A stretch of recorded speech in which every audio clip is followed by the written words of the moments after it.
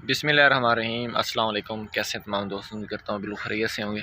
मैं मोहम्मद वकास और आपको खुश आमदीद करता हूँ अपने चैनल पर। आज की वीडियो ग्रेप्स फार्मर के लिए है, क्योंकि ऐसे हमारे दोस्त जो चाह रहे हैं कि हम ग्रेप्स का बिज़नेस करना चाह रहे हैं, इसको कमर्शियल बेस पर लगाना चाह रहे हैं, हमें कौन सी वैरायटी लगानी चाहिए। क्योंकि बहुत ज़्यादा दोस्त परेशान होते हैं, उनको पता नहीं चल रहा होता, लगाने का शौक़ होता है लेकिन वैराइटीज़ का इंतखाब नहीं कर पा रहे होते कि हमें कौन सी वैरायटी लगानी चाहिए।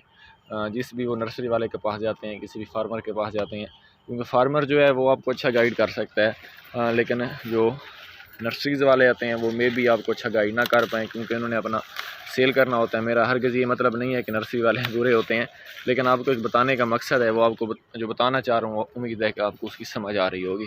तो सबसे पहले आपको इस बात का पता होना चाहिए कि आपने वैरायटी कौन सी लगानी है। आपने, क्योंकि पंजाब से हूँ मैं, तो आपको पंजाब का ही बताऊँगा। आपने वैरायटी कौन सी लगानी है, आप कौन सी वैरायटी का इंतखाब कर रहे हैं। लोग इस वैरायटी को ज़्यादा पसंद करते हैं। अगर आप ऐसी वैरायटी लगा लेंगे जिसका ज़ायका तुर्श होगा, सीडेड होगी, अच्छी नहीं होगी, फ्रूट थोड़ा लेगी, तो उस वैरायटी के आपने 2 से 3 साल उसके ऊपर इन्वेस्ट करेंगे।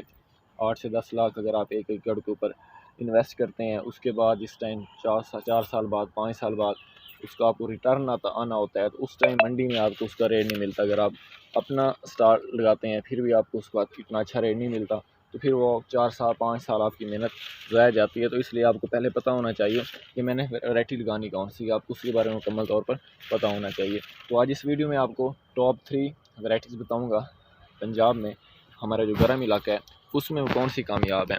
वैसे तो काफ़ी वैराइटीज़ हैं, वो सारी कामयाब हैं, उसके ऊपर फ्रूटिंग भी अच्छी आती है, लेकिन जो हम खुद भी पसंद करते हैं, कस्टमर भी पसंद करे, आपको हमेशा चाहिए कि आपने वो वाली वैरायटी लगानी चाहिए। कभी भी जब आप कोई भी बिज़नेस करना स्टार्ट कर रहे हैं फ्रूट के हवाले से, तो आपको चाहिए कि आपने कभी भी एक वैरायटी के ऊपर नहीं जाना, आपको मल्टीपल वैरायटी के ऊपर जाना चाहिए। कि अगर एक वैरायटी हमारी फ्लॉप होती है तो उसके मुतबादिल हमारे पास दूसरी वैरायटी होंगी, वहाँ से हमें प्रॉफिट मिलता रहे। तो सबसे पहले कमर्शियल बेस पर जो वैरायटी का नंबर आता है वो सुल्तानीना मीन का सुल्तानिया सी वैरायटी है।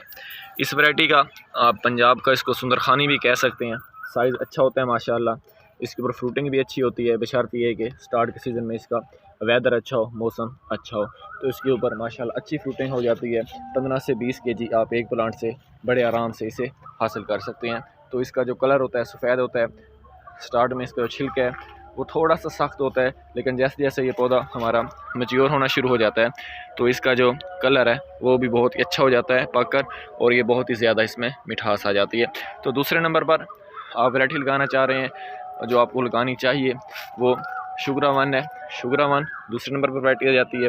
ये थोड़ी सी लंबी वैरायटी होती है। शुगरा वन जो वैरायटी है हमारे पास वो बहुत ही अच्छी वैरायटी और गोल शक्ल में होती है और अर्ली वैरायटी होती है। वो सुल्तानिया सीड से कुछ दिन पहले मीन के पककर तैयार हो जाती है।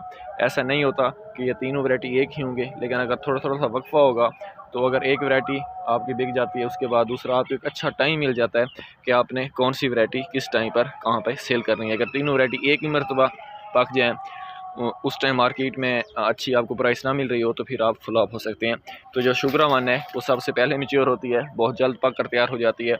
तो अगर आप लोग शुगरा वन लगाते हैं और इसमें मिठास भी बहुत ज़्यादा होती है मज़े की बात, तो आपकी जो वैरायटी है वो आपको अच्छा रिटर्न दे जाती है।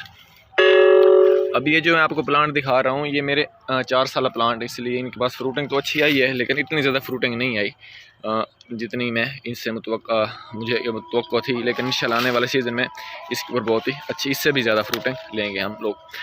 तो ये 2 वैरायटी होगी, सबसे पहले सुल्तानिया सी, उसके बाद आपको मैंने शुगरा वन का बताया कि आप शुगरा वन लगा सकते हैं। तीसरे नंबर पर आ जाती है किंग रूबी।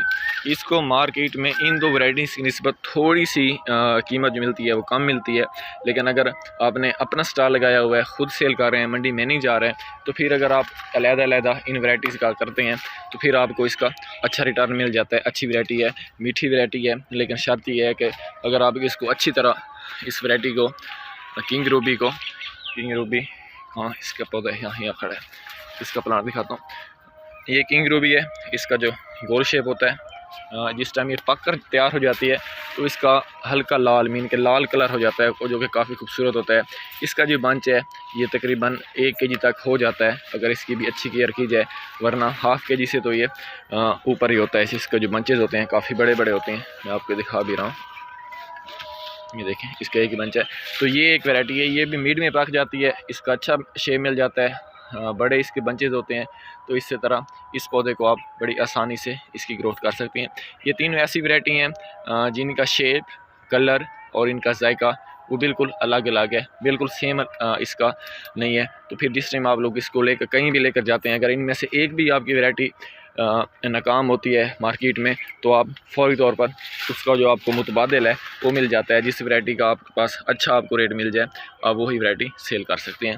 تو سب سے بہترین یہ تین ویرائٹیز ہیں. اس کے بعد جو ویرائٹیز آتی ہیں ان کو مارکیٹ میں اتنا اچھا جو ہے وہ نہیں ملتا, ریٹ نہیں ملتا. جو پرلٹ ہے وہ بالکل اس ویرائٹی کے متبادل ہے, سمجھ لیں آپ لوگ شگرا 1 کے. لیکن جو پرلٹ ہے اس کا بنچز کا سائز بھی اچھا ہوتا ہے, لیکن پھر اس میں تھوڑا سا کھٹا پان, ترش کہہ سکتے ہیں, وہ ہوتا ہے. وہ بہت زیادہ میٹھی نہیں ہوتی. اس کے اوپر اگر کچھ بارشیں ہو جائیں تو اس کا جو فروٹ ہوتا ہے وہ گلنا شروع ہو جاتا ہے. مین کے جو اس کا فروٹ ہوتا ہے وہ ٹریول نہیں کر پاتا, بہت ہی نرم فروٹ ہوتا ہے. تو اگر اس ویڈیو سے ریلیٹڈ اگر فارمر حضرات کوئی بھی سوال پوچھنا چاہ رہے ہیں تو وہ لازمی پوچھیں. انشاءاللہ جہاں تک میرے نالج میں ہوا آپ کو بڑی اچھی طرح گائیڈ کریں گے. تو اب لیتے ہیں اجازت. اگر آپ لوگ نئے ہیں میرے چینل پر, انگور سے علاوہ اور بھی جتنے پھلدار ہمارے پلانٹس ہیں, دوسرے کوئی بھی پلانٹ ہے, اگر آپ ان کے بارے میں پوچھنا چاہ رہے ہیں تو جتنا ہمیں نالج ہوگا آپ کو کوشش کریں گے کہ اچھے سے اچھی طرح گائیڈ کر سکیں. انشاءاللہ ملاقات ہوتی ہے بہت جلد ایک نئی ویڈیو کے ساتھ, ایک نئے ٹاپک کے ساتھ. تب تک کے لیے اجازت دیجیے. اللہ حافظ.